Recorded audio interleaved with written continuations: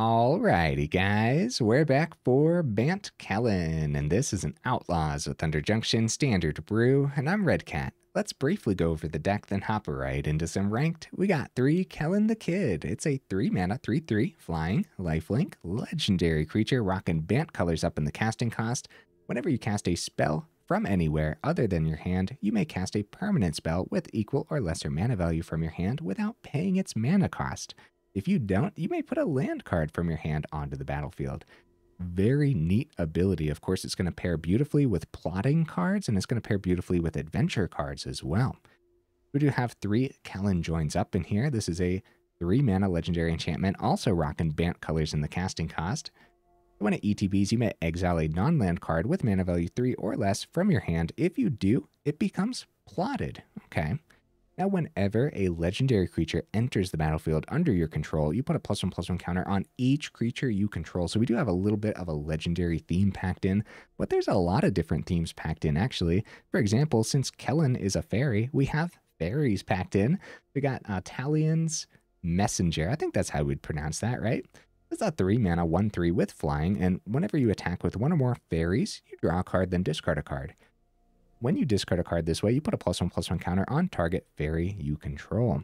Yeah, I think that'll do a thing every now and then. Some other fairies that we have packed in. Picklock Prankster is going to be huge in here because it actually has that adventure side where you mill 4 cards, then you put an instant sorcery or fairy card from among the milled cards into your hand.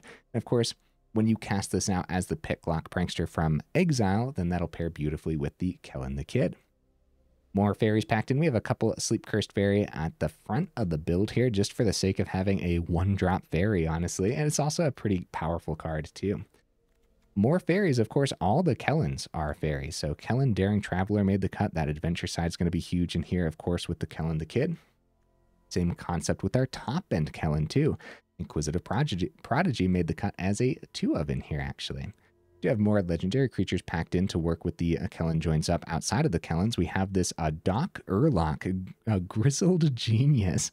It's a 2-mana, 2/3, and spells you cast from your graveyard or from exile cost 2 less to cast. Beautiful. And then also plotting cards from your hand, specifically reads hand, costs 2 less to cast. So realistically, it's just in here for that top ability. And I do think that having some of these cards, for example, if we use the adventure side on the top-end Kellan here, Inquisitive Prodigy, when it comes time to cast this from exile, if you have that dock on the board, then this is just a 2-mana, 3/4, flying, vigilance. Like, I know it's a little bit of a combo, but that's actually pretty huge, huh?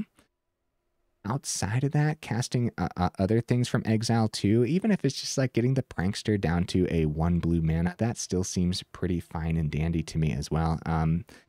But yeah, anyway, or the Kellan down to 1 mana as well. And then just fitting the legendary theme too. Okay, enough about the Doc Aurlock. What else do we got packed in here? To fit that fairy theme, we do got Spell Stutter. I didn't want to go too deep into the counterspell side of things, although Spell Stutter is a very good counterspell, pairing beautifully with all the fairies in here. For the card draw of the deck, I'm actually opting for Chart a Course. I feel like it's a really good card draw. You guys, I suppose, let me know in the comments if there's something better that could have worked in here. But I do plan on attacking every turn and then dropping a Chart a Course. Keeping our hand nice and stocked is going to be important, especially if we're playing free things from our hand with the Kellan the Kid too. We're going to be empty-handed in no time. You got a little bit of tempo here at the front of the build with all 4 Fading Hopes. That'll do the thing like it always does. Fblthp, Lost on their Range for some extra plot. We'll see if that comes in handy. And then also on the top end, with the Kellan Inquisitive Prodigy, we also have a couple Twining Twins too. And another thing, yeah, if you use that adventure side with that Swift Spiral, again, getting this down to double blue with that Doc Aurlock just seems really good to me. So interested to see how much this deck list is going to do in general, because there's so many different themes packed in, but it all looks like it should be clean enough. Speaking of clean enough, how's the mana base look? I hope I landed on something good here. We got some early lands that have blue sources because the deck is heavily leaning towards blue. So I have all 4 Spara's Headquarters. It'll slow us down every now and then, but mana fixing's so dang important, especially when it looks this greedy over here. A couple Cavern of Souls, Calling Fairy very often in here. We also have Plaza of Heroes to work with all the legendaries. Who endures? Soaring City, Seat of the Empire, still leaning towards those islands because the deck is heavily leaning towards blue. No honorable mentions today. Definitely let me know in the comments what should have at least made the honorable mentions. Okay, guys, I do my dandiest to go ahead and save the more in-depth discussion for the end of the video.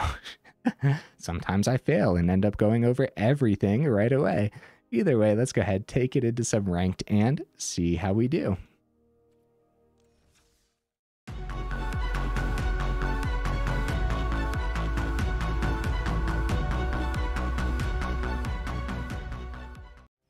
All right, we'll see if we can get right into that first game. In the meantime, what am I expecting from the list?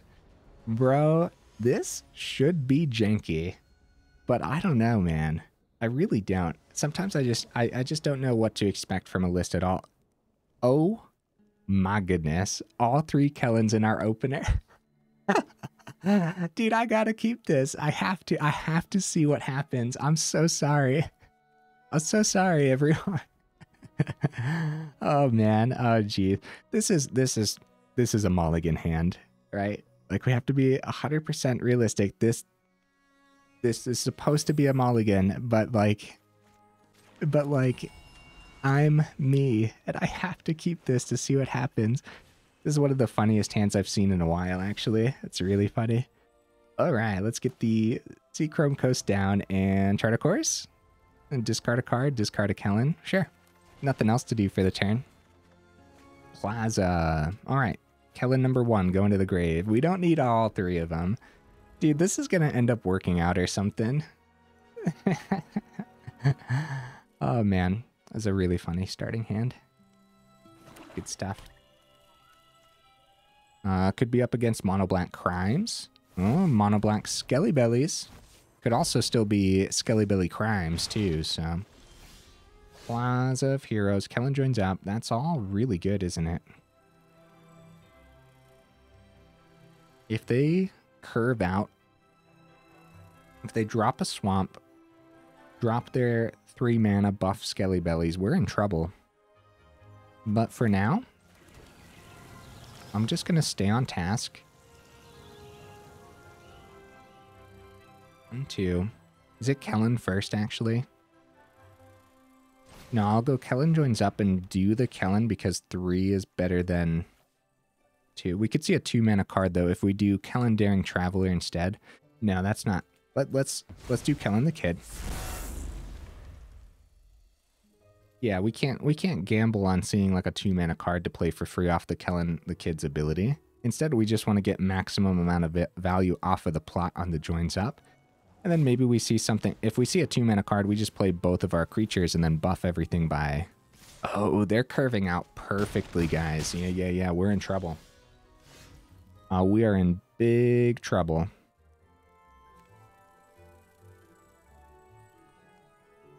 One, 2.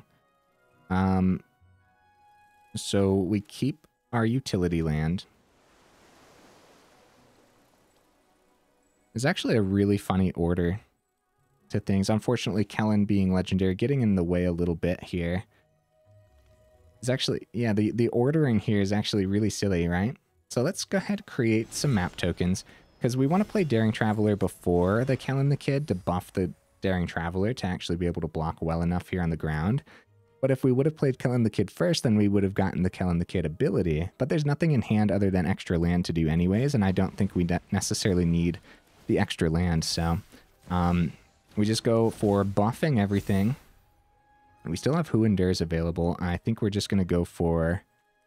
Actually,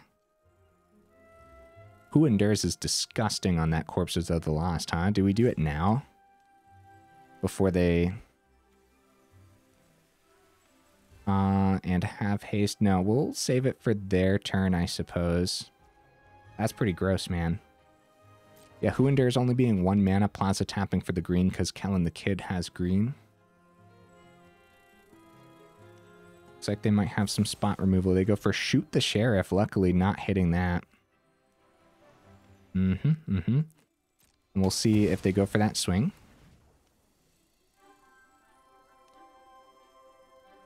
Who Endures still only costing 1. Okay, so before they swing with the Forsaken Miner, I suppose we need to pop the Corpses of the Lost, and they do get a little bit of ramp here. We don't want them to actually swing with everything. Actually, that's totally fine if they swing with everything. So we have a terrific block with Kellan the Kid, and the lifelink's going to be terrific, right? And actually, I think I'd prefer that they swing with everything. Because now we go Who Endures on the corpses. And what this lets us do is that makes it so that way they don't... Well, no, that really depends, doesn't it? Because an extra swamp would keep like a cut down open. That doesn't hit the Kellan the Kid. So ordering there and like when to do everything definitely matters. Because we're taking 6, but we're gaining 4. With their swamp open, I guess... Okay, there could be like a combat trick. We're going back up to 7 here. Tiny Bones off of the swamp. We're going to discard the other Kellan because the first Kellan's still sticking around for now. And see, the Empire could really come in handy too. So we ended up taking an additional 2, but we had them confident enough to swing, which they might not have done. Just like so much with ordering that turn. We start with a swing. If they see spot removal off the top, exile target non-token creature, return to the battlefield under its owner's control at the beginning of the next end step. So, keeping Seed of the Empire open, all that's 2 mana. I'm just going to go for it, man. Let's start swinging. Let's do this. We could also just play the Twining Twins. Flying Vigilance Ward 1's pretty good, but I'm just going to keep it all open. Seed of the Empire, Twining Twins probably is going to end up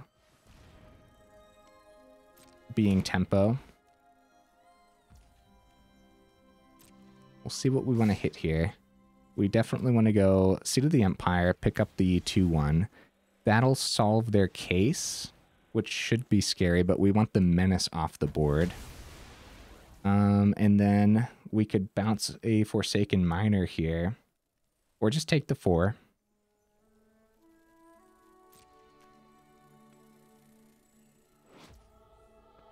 Okay, they pass it back. Okay, I'm just gonna take the 4 back down to 7 because we have lifelink on the board. The big thing here is we want to still play around like a Go for the Throat or something. So they solve the case. It's gonna be passing back to me, huh? All right, all right. So we're at the beginning of the end step right now. So we'll go ahead and just tempo out one of the Forsaken Miners until the end of our end step, I suppose. The beginning of the next end step. It is what it is. We want to have this in exile in case we see something cheap enough to play off the Kellan's ability, which we actually don't.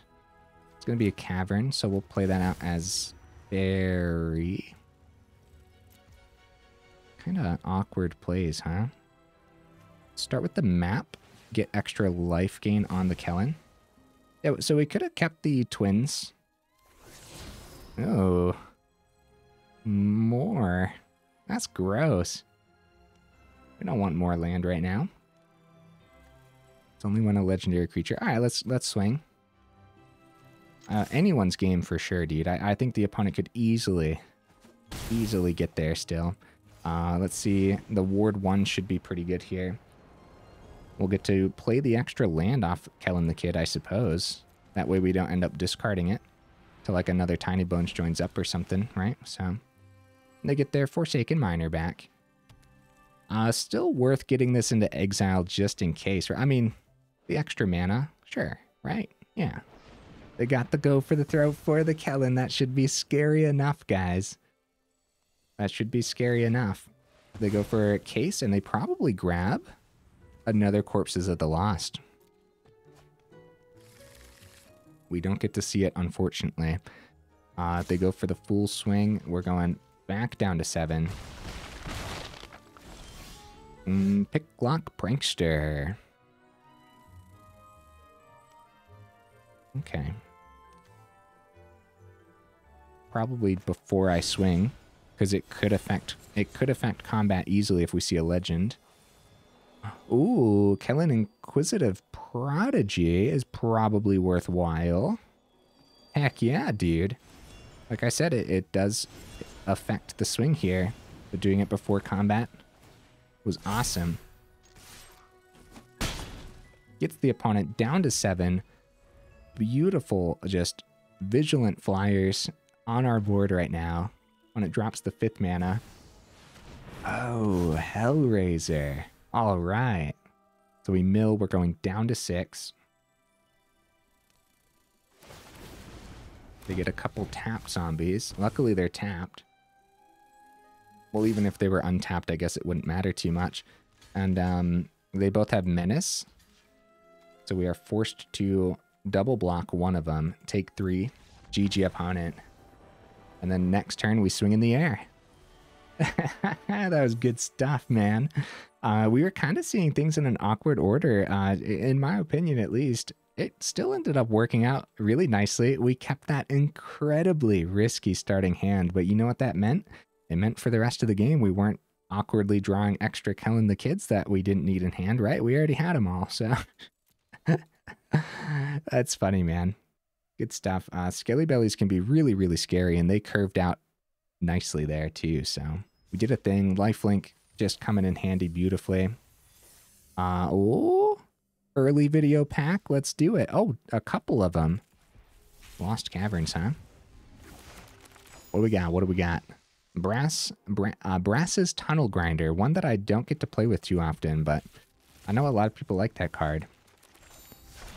What do we got here? Old format. Oh, Magda, the Horde Master. I think that might be my 4th one, actually. Cool, cool. All right, back into the games. That was a really fun first match, wasn't it? So what else can we expect from the list then? Honestly, if we can curve out properly, I think we might be able to, like, I don't want to say outpace decks like Mono Red, but a stabilize. That's what I'm looking for. I think we'll be able to stabilize against super aggressive decks just based on what we just saw in that last game. We'll see, though. The mana base seems to be working well enough. A lot of good fairies here. I like it. We keep this for sure, dude.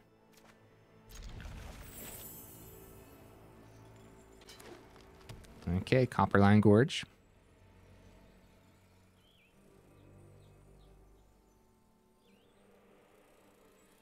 And Monastery Swiftspear. All right. So they must have had quite a few 1-drops to choose from, right? That's my guess here. Journey On is Sorcery Speed. We'll get that map token real quick. Get the Kellan over into the Exile. All right. Big explosive Gruul incoming. Snakeskin Veil or other protection spells are likely in a Gruul list. Audacity. Beautiful. Good swing from the opponent. Great turn, too. Plaza of Heroes. I don't mind seeing the mana when we have the Twining Twins, which will probably have to come down. The Exile on this could be good tempo, depending on what they end up doing. If they just swing and keep open mana, if they try to go like super explosive with Swiftspear, then at the last moment we could exile it. It returns, but could be really good tempo. No white source on the board without the seat, so we'll get the seat down, unfortunately not acting as utility, and we'll keep the Twining Twins open awkwardly and see if it could do a thing. A lot of decisions there, man. We had we had a lot to decide from. Just going for the tempo. It'll be an interesting turn to say the least. Could be very, very risky. If this was mono red, then I think this tempo play would be an easy decision. But against Gruul and against potential protection spells, this is very risky. So we're hoping that they just go full-blown explosive power. Picnic Ruiner. They're going to give it haste. Mirex.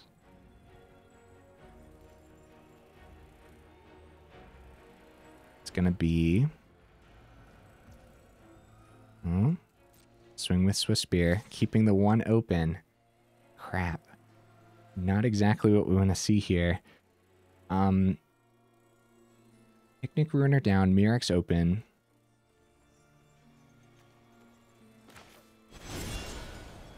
All right, we stay on task. We see what happens. Snakeskin Veil would buff this by 2, being a terrific turn 3 for the opponent. But if we land this and Swiftspear comes back at the end, it's going to be missing the Audacity, which Audacity is going to be restocking their hand as it's about to hit the graveyard. Yeah, a lot to consider here. If it was protection, I think they would have went for it. All right, great tempo.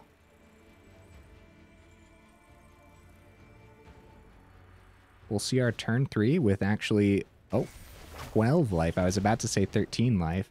Swiftspear comes back.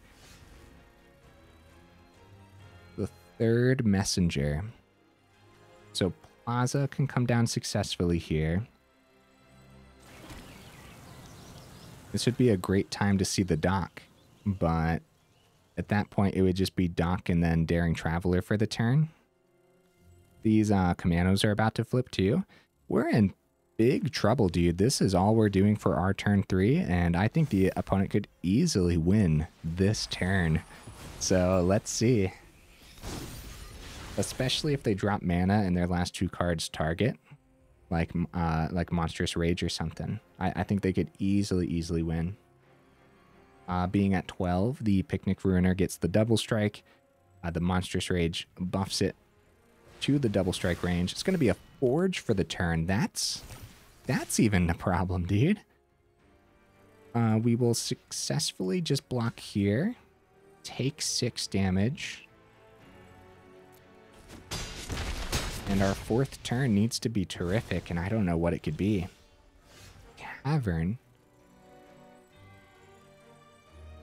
Getting a couple blockers down. See, swinging right now without something that has like vigilance on the board is just a little bit too tricky. Getting extra chump blockers on the ground with the Traveler. I guess the Prankster could go in the air. That does have vigilance. We could start buffing with counters on the Messenger if we can keep it around. Commando number 2 flips. Urabrask's Forge is going to be 2. I believe we're dead regardless here. So I'll call Faerie on the Cavern. And we'll just play everything out. Everything that we possibly can to block as wide as possible. And yeah, no swings, unfortunately. So I would have waited on the tempo play and played Prankster as a creature. We maybe could have had a Prankster swing on the turn that Messenger came down. And the Vigilance, of course, pairs so well with the draw and the discard, and that also could have maybe helped us find a little bit more of our tempo. Some extra Fading Hopes would have been terrific against this Gruul list for sure. They go Codebreaker, and they still have 1 mana available, guys. If it's going to buff something, they want the Ruiner to get the double strike, forcing a chump into it. It's going to be Audacity. Actually, I guess that could have went anywhere, but the double strike Trample is going to be the nail in the coffin for sure.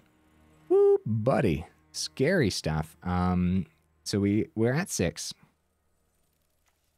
With double strike Trample, we'll take 4 if we double block that there. Good game, opponent, indeed. Good game. All right, I totally think there was a chance of reestablishing somewhere, somehow. Maybe, I mean, so if I would have played Prankster first, yeah, starting to like filter out with the Messenger's ability on turn 3. I mean, we only had 4 turns. Sometimes, I mean, hey, that's 1 more turn than Mono Red gives us sometimes, so.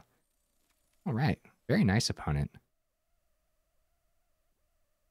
Yeah, their list looked powerful overall. Definitely a slick shot show-off style of deck, and we got lucky not to see the slick shot show-off too.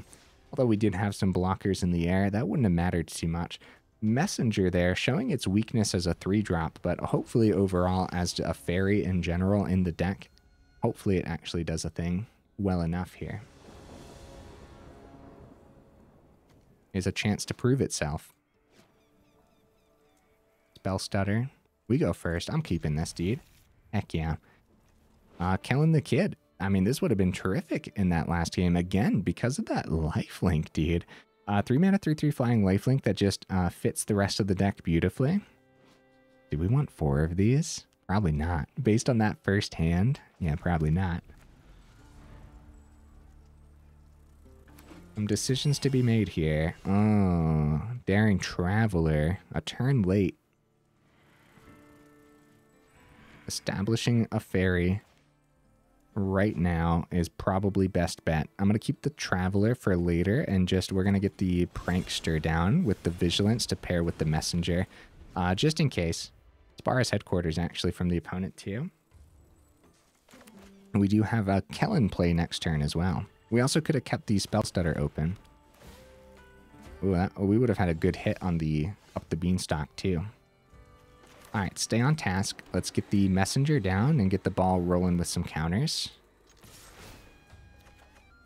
And we're definitely going to be discarding one of these land, I would say. Probably the Sanctum then, because that will come down tapped regardless. Start buffing the Prankster. We got to start pouring damage through. Other words, 5-color Beanstalk is going to wreck our face in no time. Yeah, that's not great. Duress peering into our hand, taking the Spell Stutter, tossing it into the grave. All right, they know what's in hand now. Kellan the Kid's probably coming down for the turn, but when's that board wipe? Turn 4 board wipes definitely happen against 5-color control. There's a few different ones that they could be running. Do we play around it or do we just go? We could have had the 4th mana, but this time around I'll get rid of the headquarters. Have the untapped source just in case. I will buff wide. I'll buff wide here. Down to 14. Now back to the question. Do we play around the turn 4 board wipe or do we go for it? Let's go for it. Let's do it. Come on, Kellan the Kid. Stick around. Yeah, I think it's the turn 5 board wipe that we really want to be concerned about.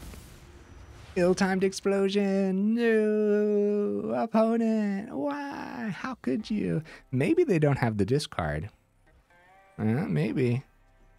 They only have 3 mana cards in hand? No, they do actually get rid of a Sunfall here. Feeling either confident enough that that was just enough of a brutal board wipe, or they have another Sunfall available in hand as well. And at this point too, I think we just end up playing it all out, get the Daring Traveler down as well, because we're gonna really, really struggle at this point, unfortunately. A 3-for-1 on an ill-timed explosion. We could have played around it, and I chose not to. So it could come down to me. But if we didn't play around it, they were still going to wipe the 2 anyways. And if they wiped the 2, maybe they had a different discard instead of Sunfall. So once we established with, like, Kellan the Kid and everything, too, like, realistically, I guess there's a lot of stuff that could have happened.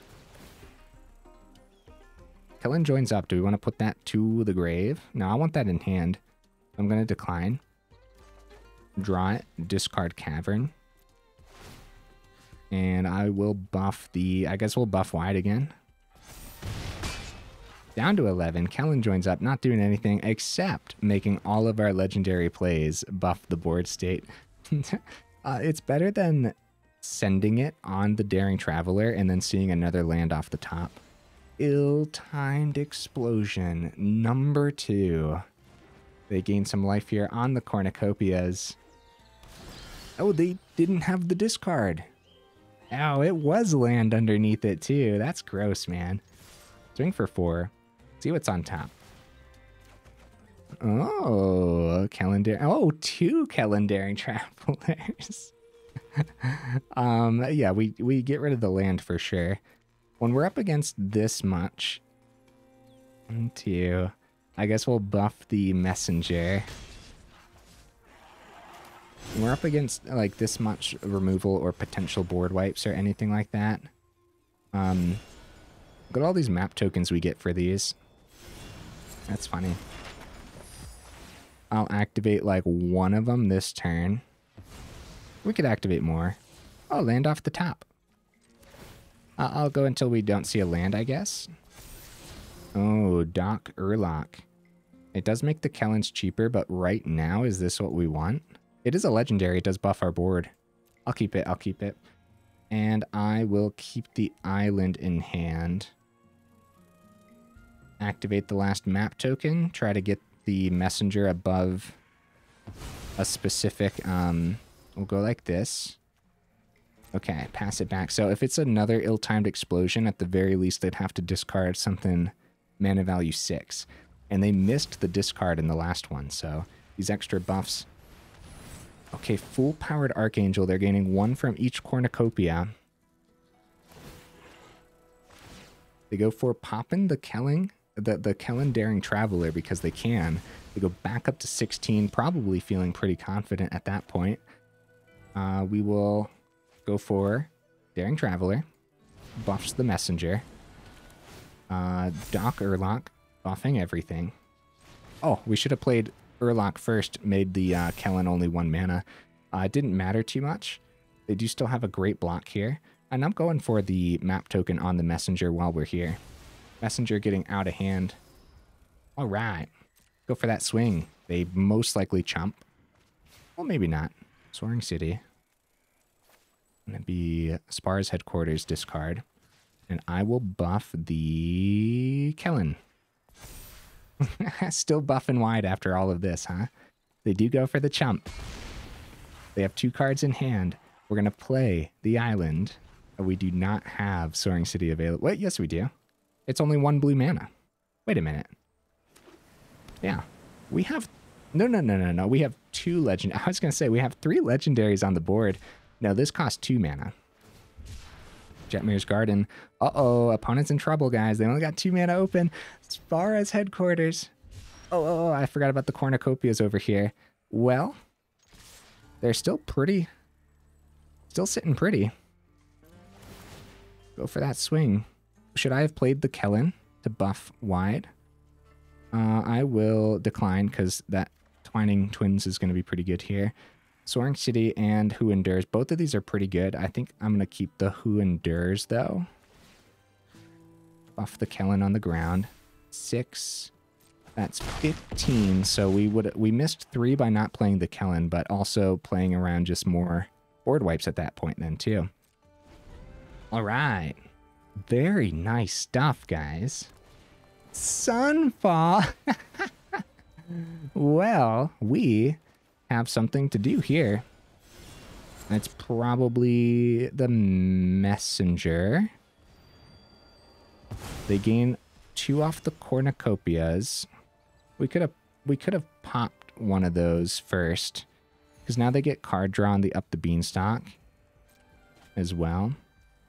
Sunfall lands on both of these. That's tough. That's pretty tough. And they have a blocker on the ground now with the Incubator. Messenger comes back. They find removal for it. That's not good, guys. That's not good. This is anyone's game. It's kind of back and forth, and a lot of resilience from our deck list right now. I'm thoroughly impressed. Twining Twins. Kellan. And we're hoping that they do not wipe this board. Because if they do, I think it'll heavily be leaning towards them. Other than that, this is terrific. We reestablished really, really nicely here. Leyline Binding.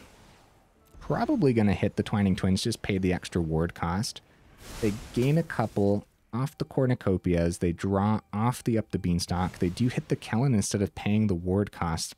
Probably feeling confident enough at their life gain. This is something else, dude. At some point, I probably should have used this Who Endures on the Up the Beanstalk. Oh, yeah, they continue to draw off of it, too. Really, really just popping off on their turns. This could be my fault by not using this sooner. Going for greed. doppelgang to the opponent's hand. Oh my goodness. Picklock Prankster could affect the combat. What are they going to copy with doppelgang here? Leyline Binding is an option. We're going to do this before combat because it does potentially affect the combat here. Chart a Course restocks our hand nicely enough, I would say. Oh, but the opponent's doppelgang is going to be crazy, dude. Let's swing with the twins. They gain so much life on the cornucopias too. Like, at what point? At what point should we have taken something over there out? Sleep-Cursed Faerie. Still have 2 open for the Who Endures, which I kind of feel like we should just do right now while we can. Continuously. We still play everything because they played so many board wipes already and discarded a Sunfall earlier too. Let's take out the Up the Beanstalk before they can copy it with the doppelgang and just completely obliterate us with card draw. Cornucopia is scary enough too because it's gaining them so much life, but we're still plugging a ton of damage through. They get a little bit of ramp here. We're not concerned about ramp, and they're about to copy Leyline Binding it twice. Yeah, unfortunately, it's probably the opponents. Because what happens when the so they go X's 2, Cornucopia gains them 4 life total. Dude, the double Cornucopia is terrifying. That's a significant amount of life gain. They're gonna have to pay the ward costs here on the twins. They do that easily. Wait, what else did they hit? Oh, the invasion. Grab another doppelgang. Hold on, did they, what's going on here? Oh, the stack. The stack was resolving. I was like, why do I still have my creatures? They find a ill-timed explosion, too. Dude. Oh, my goodness. And unfortunately, I don't see a way through now. But also, I don't know what the opponent's plan is to actually do this 20 damage. And so I don't think we let them play this out, guys. With Doppelgang here, no way to deal damage on the board outside of this incubator. Let's drop them the good game, drop them the concede. I don't usually like to concede, but this game could easily go on for another 10 minutes, just like waiting for the opponent to find a way through. And I don't think we were going to find a way through at any point there. They completely controlled us. The other Doppelgang was about to come down to, I guess they could find their win condition off of the invasion too. So really neat deck list from the opponent, actually. 37 minutes in, I thoroughly believe we can get one more match in, and it's playing out pretty good, dude. I think we can end on a high note. Yeah, definitely let me know in the comments what you think of the build so far. It's neat, man. While you're down there, definitely check out the Discord link as well as that Patreon link if you're interested in joining either of those up. The Patreon goes the extra mile for sure, so I never get to say it enough. Thank you so much to all my patrons, for real. It really does go a long way in supporting the channel. So thank you, thank you, thank you. How about that, dude? Who endures Soaring City, Seat of the Empire? Dude, let's keep this. I'm going for it. We kept like a super sketchy first hand of the evening, and now we're sticking to it. Hello, opponent. Hello, my friend. This is gonna be fun. All right, double blue. No, that's like the one thing we didn't want to see there.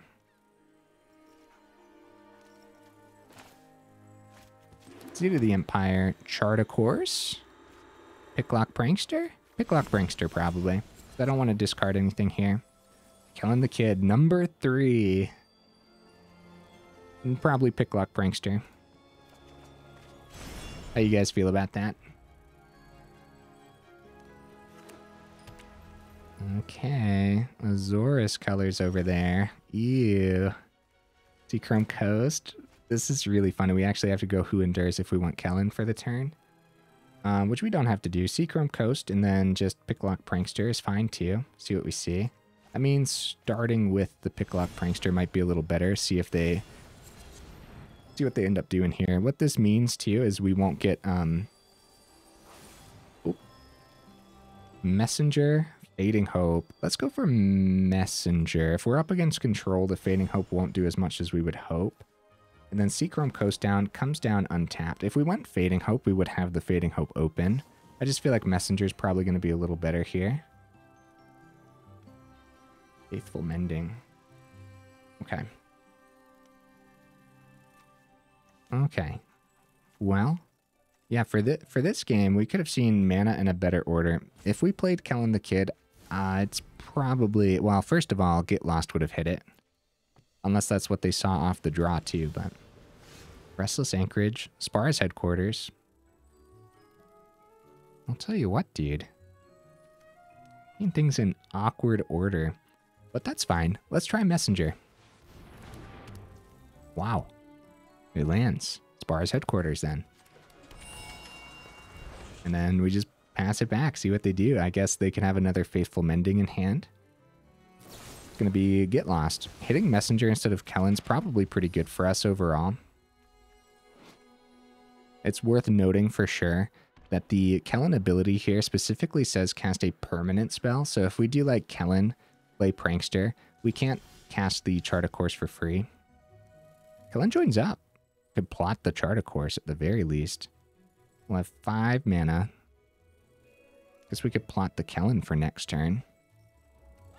When it drops the Your Go. How dare! Alright, let's go Island. Make sure we're playing around like a Make Disappear, but no more lies. Sees a lot of play nowadays. Let's go Kellan Joins Up and actually hit one of Kellan the Kids. That way it's 0 mana next turn. And this might be a counter, and that's not a bad counter spell to get out of the opponent's hand with the No More Lies. Then at that point, we could go Chart a Course just to get more in our hand and go for the discard too. But it's probably Prankster for the turn. Right? Let's get Prankster down to get more removal out of their hand, but also now they know what we plotted, so maybe they won't remove the Prankster, and it's like establishing a creature right now. Seems a little better than Chart a Course when it's very likely that we can play Chart a Course and not have to discard off of it too, so. Alright, a lot of stuff to think through in this deck, and overall, it still just feels like it's playing out nicely. A lot of like little neat synergies. Oh, buddy, they're just going Wandering Emperor, gonna start generating some tokens. Okay, that's a problem. They must be confident that our flyers aren't going to take out the Wandering Emperor. They do have Restless Anchorage open over there. That's a possibility. Excuse me, guys. So, these map tokens. We go... Well, they go plus... So we have to hit the Wandering Emperor for 3, and it looks like they are going to keep the Restless Anchorage available. So Kellan comes down, buffs the Prankster. Map tokens could buff it further. It'd be great if they tap out, but we know what we're up against, so it's very unlikely. They do pass it right back. Chart a Course of who endures for the turn. This is going to be... We got to do it in the right order, I suppose. We'll start with Picklock Prankster to make sure we buff the Prankster as well. Like both Pranksters getting buffed from the Kellan Joins Up. If we had something to play from hand on the Kellan ability, then we would have done it in a different order. This also lets us play around a No More Lies quite successfully here. Now we go for the map and hope that we buff the Prankster to a 3/4 and still keep the 2 open for the Chart a Course. And then if we force a block from the... Oh, Spell Stutter. Is that good? I don't know if that's good right now. They'll know we have it is the problem. But I'm going to keep it. Let's see this Picklock Prankster take out this Wandering Emperor, or at the very least take out this Restless Anchorage. We got the swing for the turn. Letting the Wandering Emperor die might mean they just have Wandering Emperor number 2. Horn-locked whale. All right, where do we want this? Top or bottom? Bottom? Top, bottom? Bottom. I don't know what we want there necessarily, but I will go ahead and put that Spell Stutter into my hand. Well, maybe. They could counter this. Faithful Mending. Back up to 24 for the opponent. I shouldn't say back up. They're going up to 24. This is going to be a hard time, man. Control's so brutal. All right. We have Forest, and we might as well just keep the Huandurs open. I guess you never know what that could hit. We could hit the Restless Anchorage after they power it up. We might want to hit the Restless Anchorage before then anyways, so. Yeah, very doubtful that they power it up, but if they decide to pass it back for the turn, that's a good target. So seeing that green source was huge for us. All good, opponent. Take your time, buddy. This temporary lockdown could have been huge. There might be another temporary lockdown in hand then. Wait, how did they get that there? Oh, Sunfall. Well, before we lose our legendary creature, we have to cast the Huandurs. In other words, the Huandurs will cost 2 for the channel. And I do want to take care of that Restless Anchorage. As far as Sunfall goes, we'll still have the Kellan Joins Up, so at least it wasn't like a farewell. Now they can get an untapped source and still have 2 mana available. To go for the plains. Get 3 counters on the Incubator. Wandering Emperor regenerates a token, and they power up Incubator with that extra source. Still worth it, right? Being able to pay 1 for the Huandurs to get rid of their creature land. I think so. So see, we didn't have Spell Stutter in our hand last turn without the draw on the Chart, of course, but if we did, we would have kept it open specifically for that reason there. So we start with Chart a Course and discard the Sanctum, because it could completely affect what we're doing here. I'll get rid of the Coast instead. With Messenger, it is tempting to play Messenger first. Keeping Spell Stutter, probably not worth it. We're going to go Kellan with the map token for the turn. With only 2 cards left in hand, they could start fizzling out here. Whew, really tough decisions, man. If we went Messenger, then on our turn, if we were able to play Kellan, it would have buffed the Messenger anyways, and the Kellan for that matter. The Kellan Joins Up is kind of wild, dude. Whenever a legendary enters the battlefield under your control, getting a +1/+1 counter on each creature. Like, you know, it doesn't read once per turn, so you could technically really pop off. Giving the 4/4 first strike, they go for the swing, likely going to be like more another board wipe then. They go for the swing. Or maybe they just like getting damage through, which we can appreciate. Horn-locked whale. Fading Hope, good tempo. They dropped the good game. We'll see, opponent. We'll see. Let's get the Messenger down. And we'll have 4 mana available. Fading Hope. We can pay the ward cost on this while keeping the Spell Stutter open. They know we have the Spell Stutter as well. We swing at the Wandering Emperor. That needs to go. Going back up to a 17 here. Kellan Joins Up number 2. Sanctum can be the discard. And we buff wide onto the Messenger. We have the 2 for the Whale, or we could just Fading Hope the Phyrexian. But keeping the Spell Stutter open for their turn is going to be pretty huge for us. There's a lot of great tempo and a lot of great air power here. 4 cards still in the opponent's hand, however. Swinging with the Whale. Swinging with the 4/4.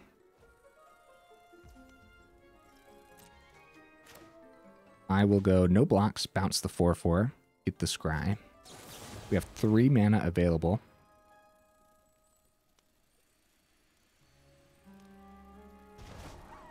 send that to the bottom for sure. We don't need more mana. Take the 6 down to 11. Terrified of another board wipe, but that Spell Stutter would really come in handy. Oh, right. Kellan. Kellan, you're just going to come down as a legendary before combat here. Again, still, I'm terrified of another board wipe. Hopefully Spell Stutter's enough.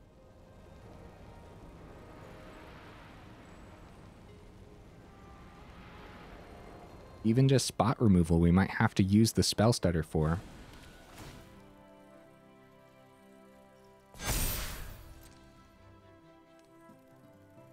A great swing. Swinging for 8. 9, I suppose. Discarding the Kellan Joins Up, likely. Fblthp, hi. Hi there, little buddy. Buff and wide, even though the extra lifelink would be good. We just don't know what kind of spot removal the opponent could have. It could be like another Hornlocked Whale, for example. It's pay 2 plus an additional 1 for each fairy, and we have 3 fairies. They'd have to pay 5 extra. And they have 6 mana on the board. So whatever they're doing here, it would have to be 1 mana to get around a Spell Stutter. It's going to be a Hornlocked Whale, and I think this will be worthwhile unless they do have the board wipe next turn. So we'll see. We'll see what you got for me, opponent. If they have the board wipe, they want to swing first, and it would be a full swing. 7th mana comes down.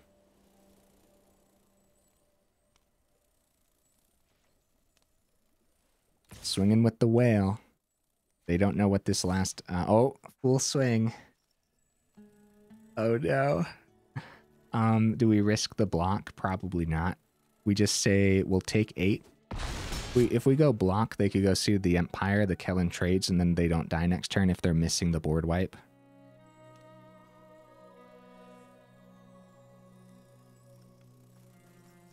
Dude, I'm on the edge of my seat.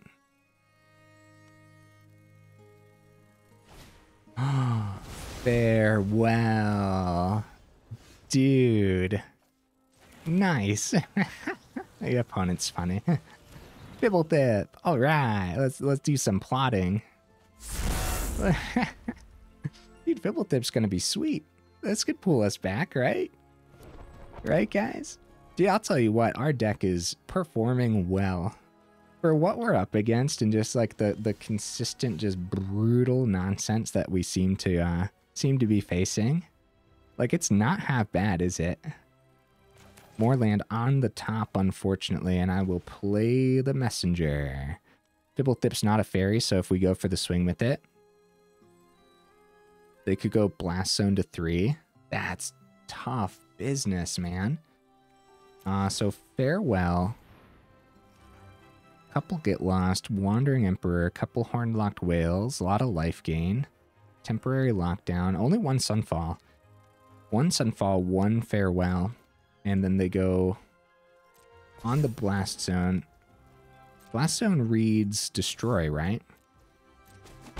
Go for the 1 swing. So we might be able to save the Fblthp. Non-land permanent. Destroy each non-land permanent. Thirst for discovery before anything else. So target legendary creature gains hexproof and indestructible. So Plaza does save the Fblthp depending on what they end up doing here. The Thirst for Discovery gives them too much card draw for my liking, but I don't know. I mean, honestly, Fblthp could really help us here. Wait. Can you plot land? No. You may plot non-land cards from the top of your library. I see. Looks like they're going to be holding that open. Oh no, it's more land off the top. Let's start with the swing. We're in trouble regardless, dude. Looks like it is going to be Blast Zone for the turn. We will save good old Fblthp with that indestructible swing for 1. And unfortunately, this is way too much mana right now. Oh no. So their horn-blocked whale being like one of their main win conditions, now they need to get those big chunky creatures back on the board. Wandering Emperor, probably another main win condition here too. Oh, they actually had 2 Wandering Emperors this game. Did they discard one early? Or am I just forgetting right now? I am not 100% certain.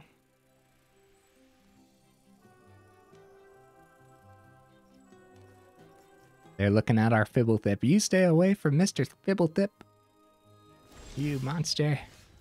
Hey, hey. Sleep-Cursed Faerie. Hey, hey. Kellan Daring Traveler. Fading Hope. Yeah, sure, why not?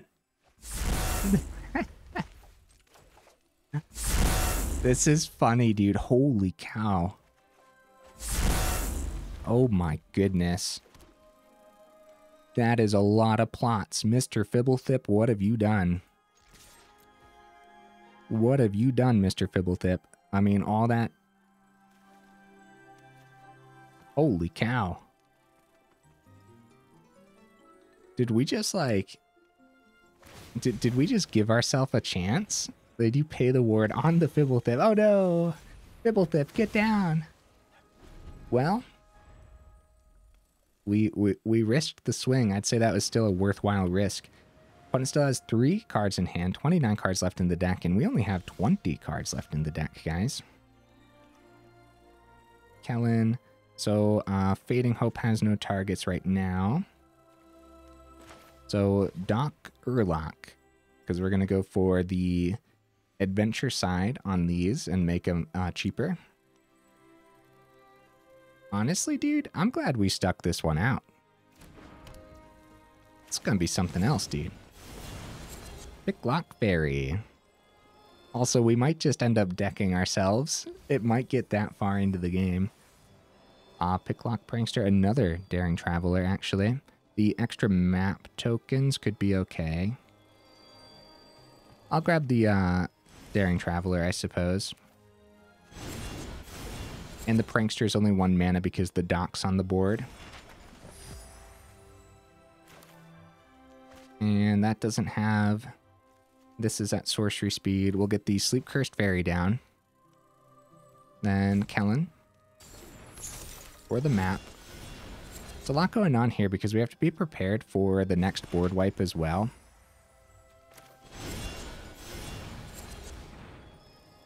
Doing as much as possible for the turn while still keeping creatures for next turn is going to be important. Blue gets us a draw, but we'll wait until the end of their turn. And while we have the extra mana, I'll pop at least 1 map. Keep that on top. Okay. 1, 2. We have 2 here, 2 here, so I guess we'll pop both maps. Why not? Because if the opponent finds another board wipe, we're gonna be really, really struggling anyways. And we can't cast the Fading Hope here that's plotted, because plotting is sorcery speed things only. So the opponent knows that we're holding all this open in case they do drop that board wipe. But we still wanted to establish enough on the board to still be a threat in a couple turns. Kinda crazy, dude. It really is.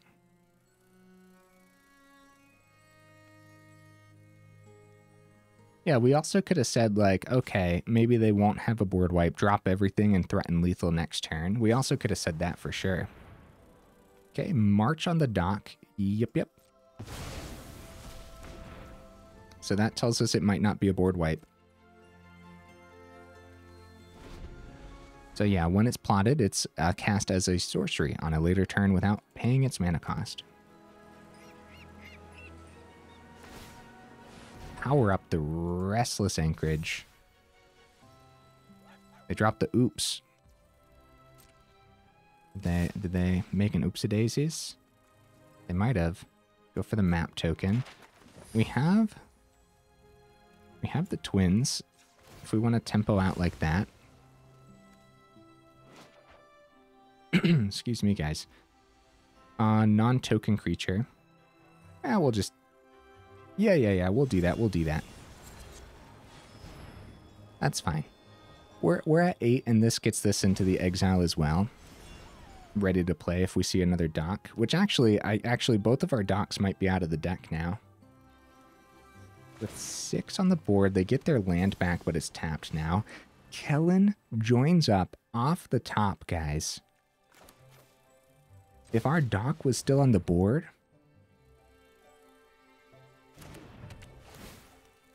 1, 2.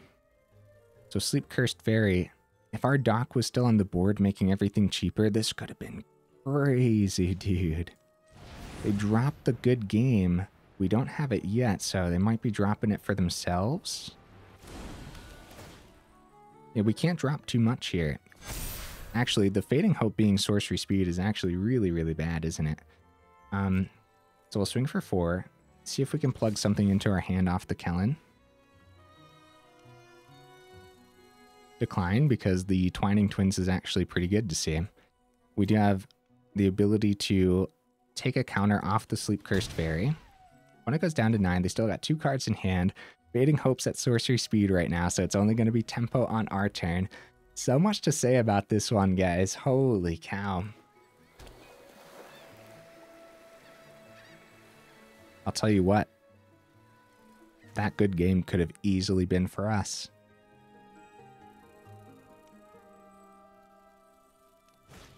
Depopulate. Dude, this is brutal. Okay, the opponent's down to 1 card. They power up the Restless Anchorage. They go for that swing. We're going to completely reestablish our board state here.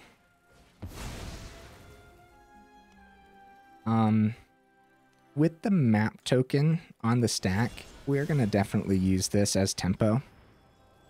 Because we don't want them to get anything off the top. They get that back. Plaza of Heroes, we'll play it.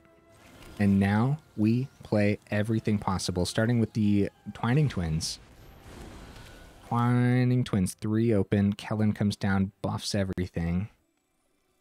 2. Yes, we have to. We have to threaten lethal next turn, guys. Other words, it's just going to keep going. It's just going to keep on going, man. Come on. Come on. This is it. I'm feeling good. They only got 2 cards in hand. See, they have a blocker with the Restless Anchorage, though. So we're still not threatening lethal damage. We see a legend. Oh, no way. Opponent drops a farewell. No, my heart, my soul. Dude, what a fight we put up, huh? At this point, I can't imagine it going our way. Aurlock Whale on the top for the opponent. Cavern of Souls, they drop the GGs once again. We're going to stick this out to the very end. We also could have... Oh, you know what? For the turn, we could have played Fading Hope and then activated the Prankster. We could have scryed, activated the Prankster's ability, and then played it anyways. We have a chump block here, but we're just going to take the 3. Hornlocked Whale's going to clean up our swing. Cleans up an attacking creature. It doesn't have to be like tapped or anything like the Wandering Emperor. Go ahead and keep a March of the Otherworldly Light on top. Card, of course, with the discard. I guess it could affect combat. So let's see. Draw 2, discard 1. They might have a full counterspell here. Let's go ahead and flash in that Hornlocked Whale. Discard the island. Spell Stutter. That could have been so cool, man. We do have the Fading Hope on the whale. Bounce it back. Make the game last as long as possible. Oh my goodness. So we're going to be forced to block the Restless Anchorage. And then the Spell Stutter. The opponent will easily have the mana to play around it, but good game, opponent. Very good game. We will drop it in return and let them play it on out as they get around the Spell Stutter by just paying the mana and then still having enough to power up the Restless Anchorage. What a match, guys.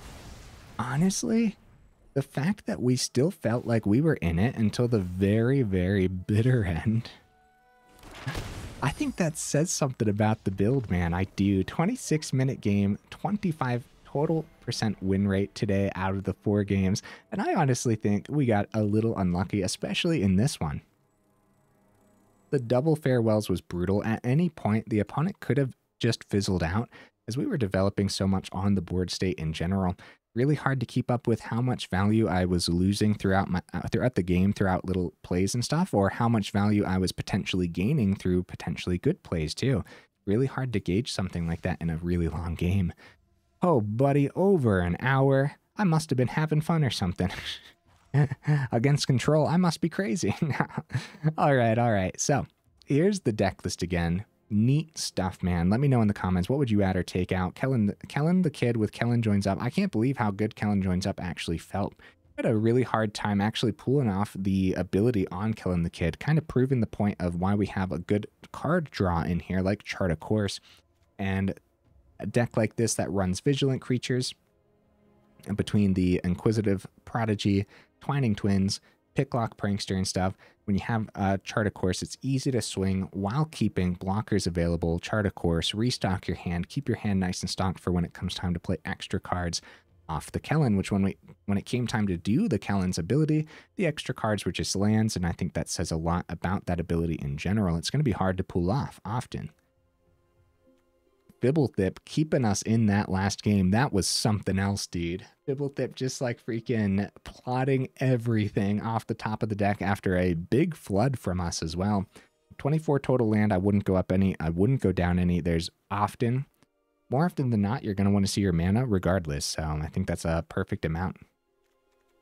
Fading Hope not being just spot removal.